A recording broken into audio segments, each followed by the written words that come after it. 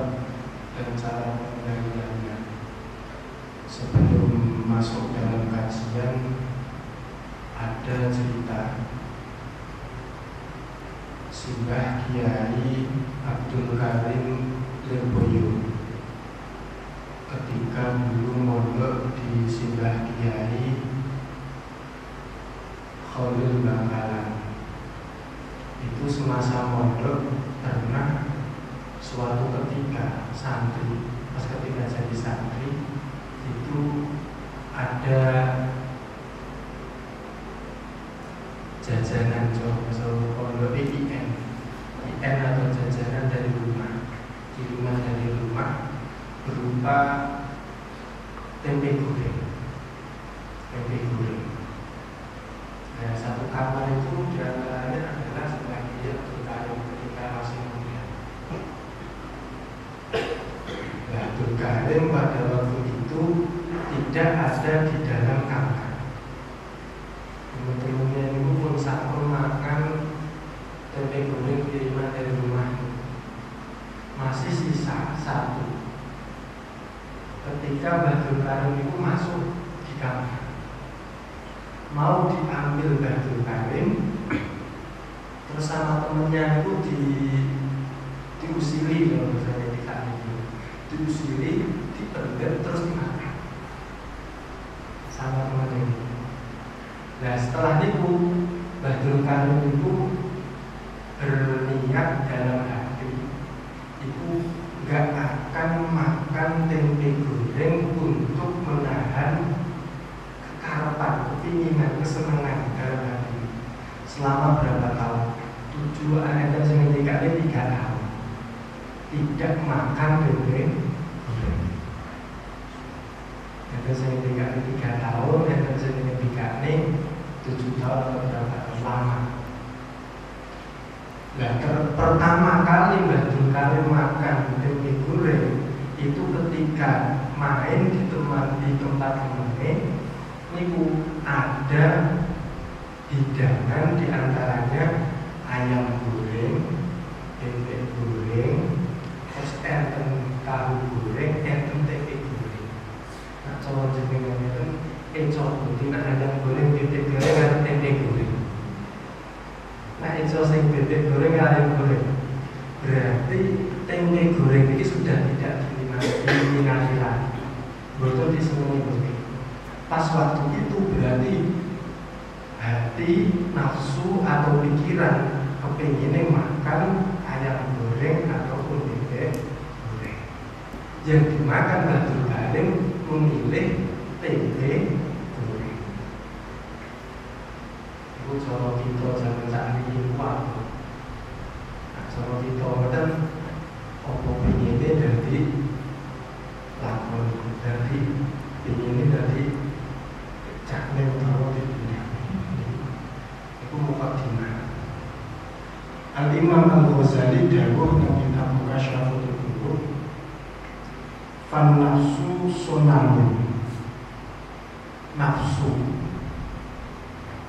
hawa nafsu kita itu diibaratkan seperti sonam, berhala yang kita sembah. Terus Imam Al-Ghazali itu mengibaratkan nafsu kita itu sonam, berhala. Zaman dulu itu berhala yang disembah. Faman abada nafsa fahuwa ya'budu sonam. Barang siapa yang menyembah nafsu, maka dia menyembah berhala. Menyembah itu maksudnya apa? Selalu mengikuti apa yang dia inginkan tanpa melihat itu larangan agama atau tidak. Wa man abadallah bil ikhlas wa huwa alladhi qahara nafsah. Barang siapa menyembah Allah dengan sungguh-sungguh keikhlasan hati, maka dia orang-orang yang menahan nafsunya. Sorot itu niku enjing-enjing ngeten iki.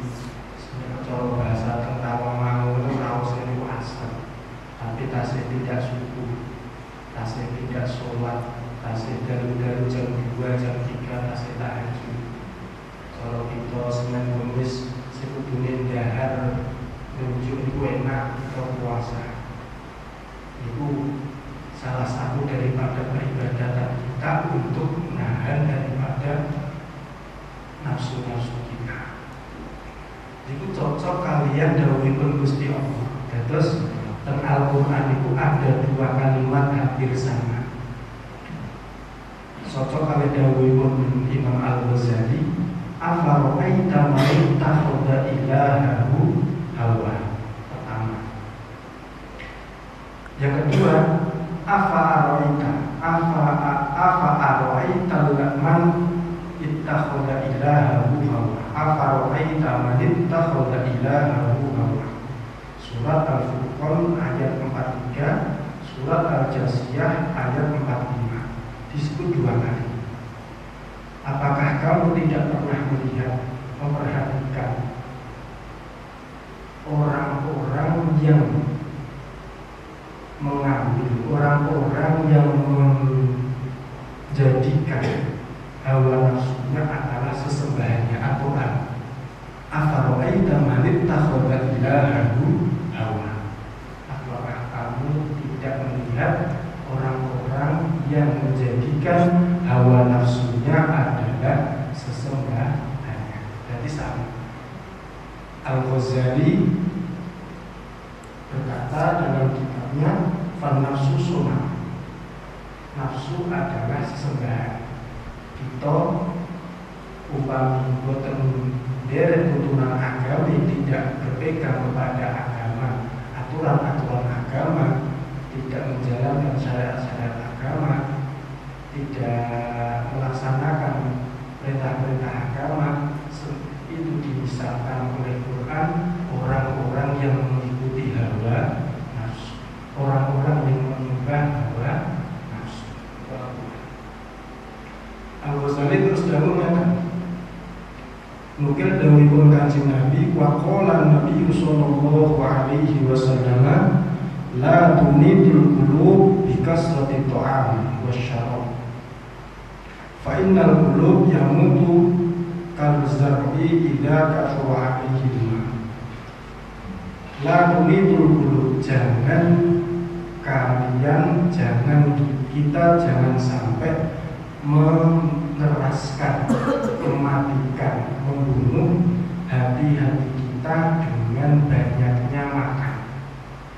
Jangan kita sampai membuat hati kita keras, hati kita mati dengan banyaknya makan, wasyarab, dan minuman.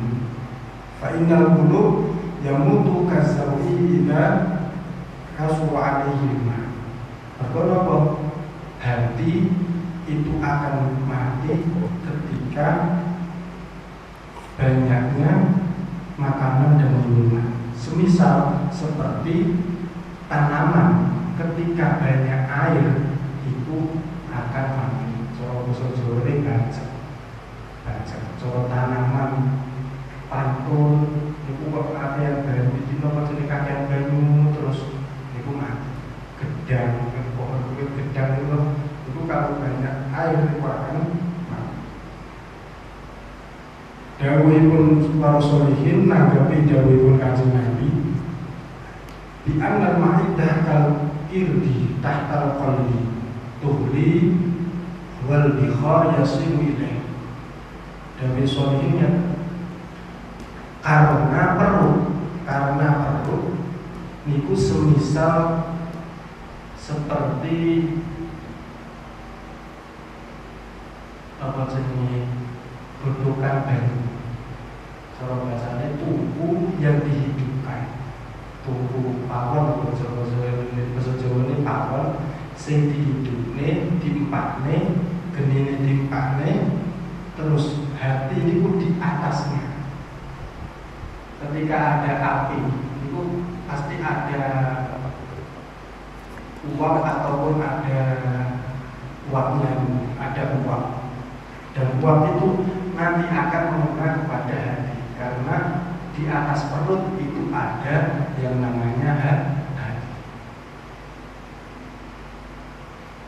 kasratul bikhor, banyaknya uap itu akan menjadikan takdiruhu wa tasuduhu, takdaruhu wa tasuduhu, hati akan menjadi kotor dan menjadi hitam.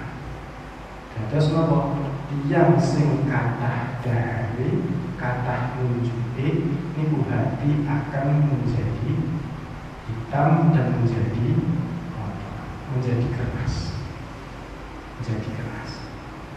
Ibu dawuhipun Kanjeng Nabi terus dipun tafsiri, dipun terjemahaken, dipun jelasaken kalian kados sahih. Al-Imam Al-Amin Al-Qurdi dan kitab Takdirul Qulub mendikakan nafsu itu wonten 7 tingkatan. Yang pertama nafsu lawwamah, inna nafsa la'ammaratun bisu'i illa ma rahima rabbi, nafsu amarah. Yang pertama bahwa nafsu amarah dalam surat Yusuf juz 13 itu dibunyikan Al-Quran. Nafsu ketika tidak terbimbing, tidak terarah dan tidak diatur oleh agama, itu nafsu amarah. Semuanya diikuti, semuanya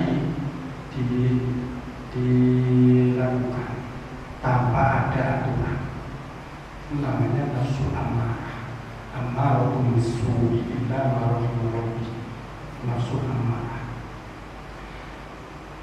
Nafsu amarah mengajak kepada kebiasaan badaniah dan kenikmatan duniawi, melahirkan akhlak yang tercela, sombong, cinta dunia, syahwat, dengki, marah, kikir dan mengungkit-ungkit. Segala penyakit-penyakit hati, segala keburukan-keburukan hati dan pikiran itu disebabkan oleh nafsul amarah. Nafsul amarah. Ketika orang beranjak tua, beranjak sadar, beranjak mengetahui agama, orang itu akan mengetahui bahwa itu adalah jalan yang salah, terus orang itu meningkat. Ketika nafsu itu sudah tahu bahwa dampak-dampak buruk daripada nafsu, terus meningkat lagi nafsu, namanya nafsu lawwamah, nafsu yang selalu mencaci dirinya sendiri. Oh jebule nak mangan terus, mangan kok masih parah, aku gak pengen. Kok mau mangan kok tidak oke. Itu nafsu itu akan, pikiran itu nanti akan menyadari bahwa ketika kita selalu mengikuti nafsu kita, pikiran kita akan tersadarkan untuk lawwamah, untuk mencela daripada nafsu. Ketika nanti kita sudah terbiasa dengan ibadah, dengan agama, dengan ilmu-ilmu agama, nafsu itu akan meningkat lagi menjadi nafsul mutmainnah. Ya ayyatuhan nafsul mutmainnah, irji'i ila rabbiki radiyatan mardiyah. Hati itu akan tenang. Kita pahami delalah untuk saya saat di enjing di sonten waktu sholat maghrib biasanya TV terus lain-lainnya delalah ketiduran tidur delalah sare tangi-tangi jam 11 ya Allah turun isya. Itu rasa getun memiliki itu ada karena sudah rutin kita menjalankan sholat isya. Dan ketika kita sudah rutin menjalankan ibadah, hati itu semakin tenang. Itu namanya nafsul mutmainnah. Itu kadang stabil, kadang naik, kadang turun. Cara tingkatan kita itu kadang naik, kadang turun. Kadang ibadah itu semangat, kadang turun. Itu berarti kestabilan kita itu dari stabil. Ketika nanti sudah stabil, yang itu nanti akan mendapatkan Dikulikon nafsu itu nafsu menjadi nafsu mulhimah. Mulhimah itu maksudnya apa? Hati pikiran kita ketika akan menjalankan sesuatu itu akan mendapatkan sejenis ilham saking Gusti. Ajeng lakoni elek, lakoni dosa itu dilalah kali Gusti Allah itu diarahne ke yang kebaikan. Diiringi sama bahasanya. Itu nak kita kulino rutin istiqomah menjalankan ibadah. Ajeng lampahi awon dilalah kita diarahne dalam kebaikan. Terus kita dicegah dalam keburukan mulhimah. Terus meningkat lagi ketika nanti kita sakit terus-terusan istiqomah itu nanti akan menjadikan nafsu kita menjadi nafsu rodiyah, nafsu yang selalu hidup, hati yang selalu hidup, pikiran yang selalu hidup, baik itu apa yang kita sukai ataupun apa yang kita tidak sukai. Jadi semua itu sudah tergaris tertakdir oleh Allah Subhanahu wa Ta'ala. Itu namanya rodiyah. Meningkat lagi ketika orang itu sudah menjalankan suatu aktivitas rutinitas ibadah yang istiqomah, itu menjadi nafsu mardiyah. Nafsu mardiyah, nafsu hati, pikiran, kejiwaan kita yang selalu diridhoi Allah Subhanahu wa Ta'ala. Itu nak cara tingkatan kita itu lebih. Itu adalah tingkatannya radhiyallahu anhum wa radu'an, tingkatannya para sahabat radhiyallahu anhum wa radu'an. Itu dawuh Allah Ta'ala ketika mensifati sahabat-sahabat di Kanjeng Nabi itu radhiyallahu anhum wa radu'an. Kan para sahabat itu ridho apa sing digarisni kalih Gusti Allah, dan Allah juga ridho dengan apa yang dilakukan, apa yang dikerjakan oleh para sahabat. Nafsu yang paling tinggi itu nafsu kamilah, terus kejiwaan yang sempurna. Makanya As-Sayyid Al-Imam Syekh Muhammad Al-Alawi Al-Maliki ada kitab sendiri Al-Insanul Kamil, insan manusia yang sempurna. Itu Rasulullah Sallallahu Alaihi Wasallam. Jadi dari nafsu kamilah, nafsu yang sudah sempurna, itu kanjeng Nabi. Nah, cara kita itu yuk kadang yang lawamah, kadang yuk apa jenenge amarah, kadang yo ma'inah. Cara ajeng munggah teng mulhimah sing asale ilmu kula tepi. Mergo kesolehan cara kula jenenge enten kula ajeng itu kok ilham barang itu arahan ma'al maksiat kok mesti penggak kali pengiran tepi. Di kadang maksiat, di kadang ibadah. Itu gak cara kula. Mergo nek dereng sampai ke nafsu mutmainnah yang stabil. Makanya kita istiqomah ibadah, kita istiqomah zikir, kita istiqomah ngaji, kita istiqomah imut kalih Gusti Allah itu untuk mengendalikan daripada nafsu. Ibu Al-Imam Al-Amin Al-Qurdi dalam kitab Tanbihul. Terus lajeng dawuhipun Imam Al-Ghazali ketika akan mengatakan qala Yahya bin Mu'adz Ar-Razi rahimahullah ta'ala jahid nafsak bi ta'ah wa riyadhah. Saniki cara pengendalian nafsunya gimana? Dawuhipun Yahya bin Mu'adz, perhatikanlah nafsu kamu, selalu bentengilah nafsu kamu dengan doa. Nah, terus kebanyakan kita itu berpikirnya piye aku ninggalno maksiat. Tapi Yahya bin Mu'adz bukan. Yahya bin Mu'adz ketika ini fokuslah kepada ibadah, fokuslah kepada kebaikan. Nanti keburukan itu akan tersingkir sendiri-sendiri. Pokoknya fokus ibadah, sholat subuh, baru sholat subuh terusan kita ngobrol kali keluarga di rumah, setelah itu aktivitas keluar. Jadi kalau kegiatan-kegiatan positif itu kita selalu penuhi kegiatan kita dengan kegiatan-kegiatan positif. Jangan terlalu memikirkan bagaimana kita meninggalkan keburukan atau kemaksiatan. Nanti akan hilang sendiri. Jahil nafsaka bito'ah wariyah. Fariyadu hajri manam wa qillatul kalam wa hamlul ada minal anam al-qillah minal wa'ala. Fayatawalladu min qillatil manam sufal irodah. Malah Yahya bin Mu'adz ketika orang niku saged mensedikitkan tidur, orang itu akan mendapatkan mudahnya, jernihnya keinginan-keinginan kita.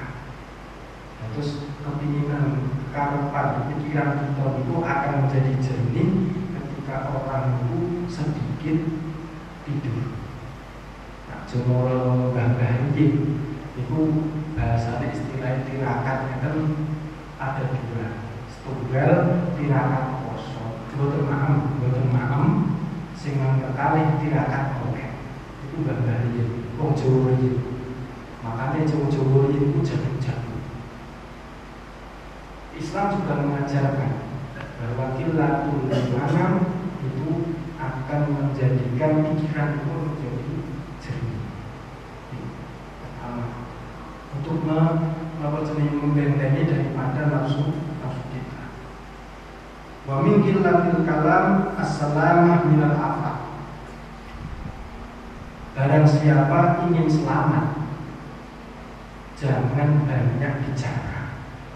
Balik itu sebenarnya balik itu aku pidato untuk panggung itu jam itu balik ya. Tapi yo kita itu diusahakan jangan banyak bicara. Kita misalnya dianggap di TV, nak betul jangan banyak bicara. Jebule saat ini terwakilkan oleh tangan itu saat ini media sosial, teng HP, teng Facebook, niku isine niku ada video, niku kok fitore kok ada provokasi, niku rame. Golongan ini mencaci golongan B, golongan A mencaci golongan B, sama-sama Islamnya. Kadang-kadang sama-sama golongannya itu saling mencaci.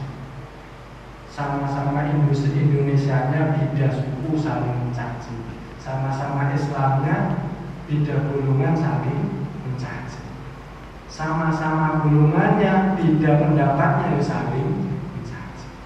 Itu banyaknya omongan. Karena ini sudah Yahya bin Mu'adz memiliki qillatul kalam as-salamah minal afat. Kita ketika kita ingin selamat, sedikitkan bicara, sedikitkan komentar. Itu pilihan presiden, aku ingin gak pilih untuk presidenku. Terus ingin selamat, sedikitkan komentar. Coba bahasa saat ini. Wa min ihtimalil ada al-bulugh minal ghayat. Barang siapa ingin tercapai tujuannya, maka kita harus siap menerima komentar-komentar orang sekitar kita. Contoh di Tentalangan itu dunia asal enten betul es. Talangan itu dunia asal enten betul es ini payu. Nak coba bikin akhir pasang akhir buka pertama kok terus tiba itu terus baru situ payu. Abu Nawas itu pernah membuat ibarat itu ya. Ada orang tua sama anak ingin menjual kuda lewat satu daerah Abu Nawas menaruh anaknya, numpakno anaknya dan dhuwur, Abu Nawas yang nuntun. Terus diomongin, wong tuwa niki di tengadap yang sepuh itu dulu. Abu Nawas lek cerita. Lewat teng daerah satu. Diomongi karo niku, anak gak toto kromo, wong tuwa kok tak iso. Kudune wong tuwa sing dhuwur, anake sing nang iso. Kadang iku terus anak yang menganggap yang sepuh juga. Lewat teng desa kampung kedua. Diomongi nang kampung kedua diomongi, wong tuwa kok gak mesakno anak-anak nang iso wong tuwa dhuwur. Sidane bapak hidup, anak hidup.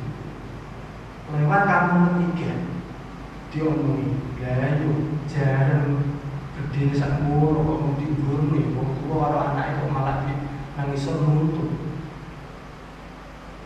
Lewat kampung keempat sidane terus jarane dibuat. Kampung pertama di Paidu jadi anak Toto Kromo, sing kampung kedua jadi anake wong tuwa ning ora mesakno anak, sing kampung ketiga jadi wong kok bodho jarang gedene sakmono ora ditumpah. Sing kampung keempat jagane dibuat terus dikok ajeng putih anten pasar. Lah ajeng nopo? Ajeng ngatur jalan. Lah jalane ditangguhan. Lah nopo? Paidu karo wong-wong sing pinggir-pinggir dalan dari itu terlalu mengambil komentar-komentar orang lain. Ihtimalul ada, kita harus siap dengan konsekuensi apa yang kita pilih untuk mendengarkan dan tidak terlalu memperdulikan apa kata orang. Yahya bin Mu'ad ketika akan mendapatkan apa yang mereka atau apa yang kita inginkan atau kita. Yang terakhir, wa min qillati ta'am mautu syahwat. Ketika orang niku kok sedikit makannya, jadi bukan sedikit makan, tapi makannya sedikit. Jadi apa yang hanya butuh warak untuk kegiatan. Jadi bukan kok sedikit makan tapi sedikit makan. Itu apa? Nanti syahwat itu akan terkendali atau akan mati. Syahwat akan mati, akan lemah. Contoh umpami kita itu kok poso mager. Tindak sono mantu iki tindak teng suku wonten Semarang. Iku nek umpame biasane boten poso kok mampir dalan, mampir warung masuk dalan. Iku nek umpame poso boten situ. Boten situ. Mergo puasa. Puasa.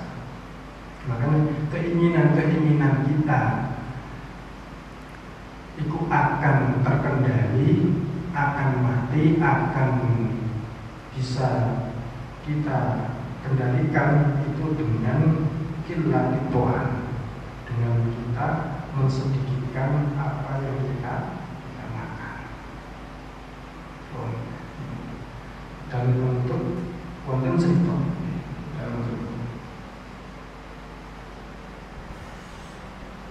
Malik bin